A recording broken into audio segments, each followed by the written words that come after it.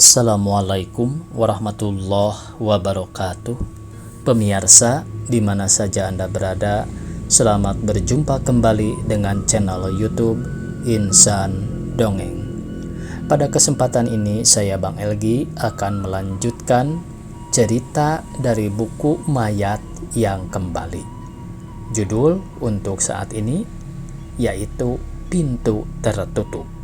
Terima kasih kepada semua subscriber yang selalu setia mengikuti.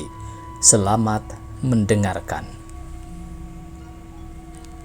Sudah beberapa kali perempuan setengah tua itu melintas. Ia selalu menatap rumah bercat putih dan berpagar besi warna hitam. Tidak jarang ia berhenti di depan rumah dan menebarkan pandangan ke halamannya.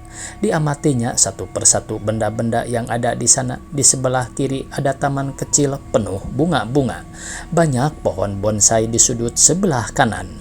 Di teras terdapat dua kursi rotan yang menghadap ke jalan. Wajah perempuan yang mengenakan baju kebaya lusuh itu menyimpan duka nestapa. Sorot matanya redup tanpa gairah. Akan tetapi begitu membaca hariman sarjana hukum di papan nama, matanya bersinar penuh harapan. Tanpa disadari, ia berjalan mendekati rumah itu. Akan tetapi, lagi-lagi ia tertegun di depan gerbang besi yang kukuh itu. Entah mengapa tubuhnya terasa bergoyang, lututnya lemas bukan main. Dia tidak tahu pasti karena apa. Apakah tidak kuasa lagi berdiri karena kerentaan yang disandangnya atau karena perasaan yang membelenggu dirinya. Keringat dingin meleleh di dahinya. Dia menghela napas panjang, kemudian ia menghapus sesuatu yang meluncur di sudut matanya dengan ujung selendang. Perempuan itu bernama Jahara. Dia memutuskan untuk meninggalkan rumah itu segera. Akan tetapi, baru saja dia membalikkan badan, terdengar suara di belakangnya. Jahara terkejut. Dadanya berdebar kencang, suara itu terdengar asing di telinganya. Dia mencoba menoleh. Seorang gadis manis bertubuh langsing mendekat ke pintu gerbang. "Ibu mencari siapa?" Gadis itu menyapa karena merasa yakin bahwa perempuan yang tegak lama di depan pintu itu pasti bukan pengemis walaupun pakaiannya tampak kotor. Semula Jahara diam, ada sesuatu yang dipertimbangkannya. Akan tetapi akhirnya ia berkata juga dengan nada gugup dan bimbang. "Apakah di sini rumah Pak Hariman, seorang pengacara?" Gadis itu segera membukakan pintu. Wajah dan sikapnya tampak ramah. Dia mempersilahkan Jahara masuk. "Nama saya Mutia." Gadis itu memperkenalkan diri. Mendengar nama itu Jahara terkejut tetapi mencoba tenang. Mutia nama yang bagus sekali," puji Jahara. "Tapi biar saya duduk di luar saja." "Lebih baik duduk di dalam, Bu," ajak Mutia dengan sopan. Jahara masuk ke ruang tamu. Ia melepaskan sandal jepitnya yang telah tipis dan berdebu. Dengan langkah ragu dia menginjak karpet tebal berwarna hijau lumut. "Tunggu sebentar ya, Bu, saya ambilkan minuman. Tampaknya ibu sangat haus," kata Mutia seraya beranjak pergi. Perasaan senang merasuk ke dalam diri Jahara karena diperlakukan dengan baik. Matanya leluasa menyapu sekeliling ruang tamu. Berbagai foto keluarga yang ada di sana tidak lepas dari pengamatannya. Ketika melihat foto pemilik rumah dalam ukuran besar yang tergantung di dinding, darahnya tersirap. Dia bangkit ditatapnya foto itu lebih dekat dan lebih dekat lagi. Seketika pandangannya berkabut, matanya berkunang-kunang, kelam, tubuhnya menggigil. Sementara itu Mutia telah kembali membawakan secangkir teh. "Mari minum, Ibu," Mutia mempersilahkan. Jahara tersentak, dia seperti kepergok, akan tetapi dia berusaha tenang dan memaksakan sebuah senyum. Dengan perlahan ia berusaha kembali ke tempat duduknya semula. "Itu foto Pak Hariman?" Ia menunjuk dengan telunjuk gemetar. "Ya, itu foto ayah sewaktu muda," Mutia menjawab tanpa memperhatikan ekspresi Jahara yang berubah. "Perempuan yang di sisi Pak Hariman itu istrinya?" Kembali Jahara mengajukan pertanyaan untuk mengikis keraguan. "Ya, itu ibu saya. Sekarang ibu sedang pergi berbelanja," kata Mutia. Mutia menjawab bangga. Semula pembicaraan di antara mereka tampak kaku, akan tetapi gadis yang ramah itu dapat menghangatkan suasana. "Apakah ibu ingin bertemu dengan ayah? Ada keperluan penting barangkali?" tanya si gadis. "Iya," Jahara menjawab singkat sedangkan jiwanya bertambah galau. "Kalau begitu, biar saya telepon ayah di kantornya," ujar Mutia sembari bangkit dari kursi. Jangan, Jahara cepat mencegah. "Ayahmu mungkin sibuk, tidak usah diganggu. Biar saya tunggu di sini saja." Mutia kemudian bercerita panjang lebar mengenai kesibukan ayahnya, juga mengenai dirinya sendiri yang kini sudah kuliah di perguruan tinggi. "Ambil jurusan apa?" tanya Jahara penuh perhatian. "Saya ambil kedokteran supaya dapat menolong orang yang sakit," jawab Mutia dengan rendah hati. Kalimat singkat yang diucapkan gadis itu melemparkan Jahara ke suatu masa yang jauh. Bayangan masa lalu serta merta terpampang di pelupuk mata Jahara. Kenangan itu menyergapnya begitu kuat. Untuk mengalihkan bayangan masa lalu yang menderanya itu, ia memperhatikan Mutia bercerita. Akan tetapi sebenarnya yang menyita perhatian Jahara bukanlah omongan Mutia, melainkan wajahnya yang lembut dan tenang. Sorot mata itu teduh, hidung bangir dan dagunya yang bagus tidak jauh beda dengan miliknya di waktu muda. Hanya saja semuanya sekarang telah raib. Penderitaan yang berlarut-larut menyebabkan wajahnya kelihatan letih dan sangat tua. Betapa bahagianya mempunyai anak seperti Mutia, gerak-geriknya menyenangkan. Kalau saja prahara itu tidak terjadi. Tiba-tiba Jahara menghapus pipinya yang basah. "Mengapa ibu menangis?" tanya Mutia heran. Tidak apa-apa." Jahara tersipu-sipu dan mencoba tersenyum. "Kalau anak ibu ada, pasti dia sebesar kamu dan secantik kamu."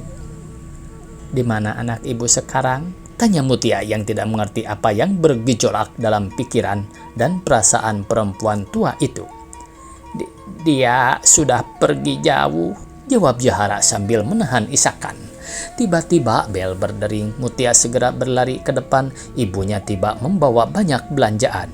Mutia mengambil alih sebagian jingjingan ibunya sambil menceritakan kedatangan perempuan tua itu. Ketika pandangan dua perempuan hampir sebaya itu bertemu, mereka langsung saling mengenali. "Bu," pekik nyonya rumah hampir-hampir tidak mempercayai penglihatannya. "Kapan ibu datang?" Ia mengulurkan tangan kepada Jahara dengan tubuh membungkuk serendah-rendahnya. "Mastina, sudah cukup lama aku mencari-cari rumah Hariman." Suara Jahara terdengar serak dan bergetar. "Aku ingin minta maaf. Hanya minta maaf." Jahara tunduk menatap lantai dan berbicara setengah berbisik. "Dosaku kepadanya terlalu besar dan juga pada anak kami." Setiap kata yang keluar dari mulut Jahara didengarnya dengan seksama. Mutia yang tidak mengerti persoalannya menjadi heran. "Sebentar lagi Bapak pulang," kata Mastina. Wajah Jahara terangkat. Ia kembali menatap Mastina seakan tidak yakin. Dia tidak pernah membayangkannya. Mastina, pembantu rumah tangganya dahulu, ternyata kawin dengan suaminya Hariman. Akan tetapi Jahara harus menerima kenyataan itu tanpa harus menyalahkan siapa-siapa. Semuanya itu justru terjadi karena salahnya sendiri. Kalau saja waktu itu ia tidak meninggalkan Hariman yang dalam keadaan gegar otak akibat kecelakaan, pasti perjalanan hidupnya akan lain. Jahara sengaja meninggalkan Hariman yang saat itu memerlukan bantuan seorang istri yang setia. Ia justru pergi dengan lelaki lain membangun mahligai baru karena tidak mengira Hariman dapat sembuh dan hidup normal kembali. Seorang lelaki yang telah lama mengincarnya telah menggunakan kesempatan itu untuk membujuk dirinya. Jahara tergoda rayuannya yang ternyata hanya tipuan belaka. Lelaki pilihannya itu sebenarnya sudah lama menjadi buronan pihak berwajib dalam berbagai kasus kejahatan. Mastina, pembantu rumah tangga itu, kasihan melihat nasib si bayi yang ditinggalkan ibunya yang sedang dimabuk cinta. Ia mengasuh dan merawatnya dengan penuh kasih sayang. Ia juga memperhatikan keadaan majikannya yang dalam keadaan sakit dan tanpa daya, tanpa mengeluh dan tanpa pamrih. Mastinah mengambil alih tugas-tugas rumah tangga yang hancur berantakan ditinggalkan Jahara. Berkat rawatannya Hariman sembuh, ia kembali bekerja dan kemudian dipindahkan ke Jakarta. Karirnya sebagai pengacara terus berkembang. Status Mastinah kemudian berubah. Dia bukan lagi sebagai pembantu rumah tangga, tetapi sudah menjadi pendamping hidup Hariman. "Saya datang kemari hanya untuk minta maaf. Kemudian saya juga ingin melihat." Jahara menoleh mencari-cari di mana gerangan Mutia berada. Ternyata Mutia sedang berjalan ke arah telepon yang berdering. "Aku ingin melihat anakku, darah dagingku yang telah kusia-siakan." Jahara terseduh. Tangis yang sejak tadi ditahan-tahan saat ini meledak. Ia seperti menemukan tempat untuk mencurahkan seluruh penderitaannya selama ini. Mutiara, anakku sekarang telah menjadi seorang gadis cantik, ramah, sopan." Jahara memandang Nanai ke arah Mutiara yang sedang asyik berbicara di telepon. Mastinah pucat mendengar ucapan bekas majikannya itu. Bukan apa-apa, dia takut kata-kata Jahara terdengar oleh Mutia yang selama ini diakui sebagai anak kandung. Perasaan cemas, takut, dan sedih berbaur menjadi satu dalam dirinya. "Terima kasih Mastinah, kau telah membesarkan dan mendidiknya. Kelak kalau Tuhan memanggilku, aku telah siap menghadapnya," ujar Jahara dengan kalimat terputus-putus. Suasana kemudian berubah sunyi. Tidak ada suara kecuali helaan napas Jahara. Ada yang menyeruak dalam dadanya. Apakah ia harus menunggu Hariman pulang atau segera berlalu? Akhirnya ia menemukan keputusan sendiri. "Ina," kata Jahara seraya bangkit dari kursi. "Aku harus pergi. Aku tidak sanggup dan tidak berani melihat wajahnya." "Tidak lama lagi Bapak datang." Mastinah mencoba menahan sambil memegang tangan Jahara. Jahara menggeleng lemah sambil mengusap matanya. "Tidak, aku harus pergi. Sampaikan salamku pada Hariman. Aku tidak layak menjumpainya." Mastinah tidak berdaya menahannya. Jahara melangkah keluar rumah dengan tersaruk-saruk.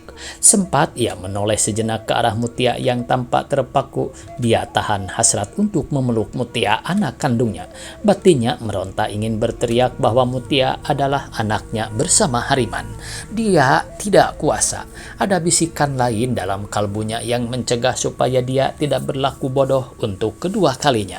Tidak baik merusak rumah tangga yang harmonis itu. "Kasihan ibu itu," ujar Mutia mendekat. "Apa hubungannya dengan ayah?" "Dia saudara ayah," Mastinah menjawab gelagapan dan terpaksa berdusta. Untunglah terdengar bunyi klakson mobil berkali-kali sehingga Mutia tidak banyak bertanya lagi dan segera berlari ke depan. Mutia menenteng tas kerja Hariman dan membawanya masuk ke dalam. "Hampir saja aku menabrak orang," keluh Hariman dengan wajah agak tegang. Perempuan itu tidak berjalan di atas trotoar, tapi di tengah jalan dengan langkah terhuyung-huyung. Mastinah mengambilkan segelas air putih untuk suaminya. Wajah lelaki itu kini kembali tenang. Dia duduk di kursi. "Aneh, hari ini perasaanku tidak enak. Seperti ada sesuatu yang akan terjadi," kata Hariman seraya menarik napas. Mastinah tidak dapat menahan diri lagi. Diceritakannya tentang kedatangan Jahara yang baru saja pergi.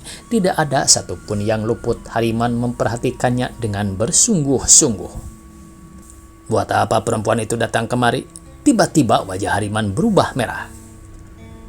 "Mungkin ibu bermaksud ingin kembali. Saya kasihan melihat nasibnya," kata Mastinah dengan suara pelan. "Perempuan seperti itu tidak perlu dikasihani. Biar dia memilih jalan hidupnya sendiri. Pintu rumahku telah tertutup untuknya." Hariman kelihatan berang.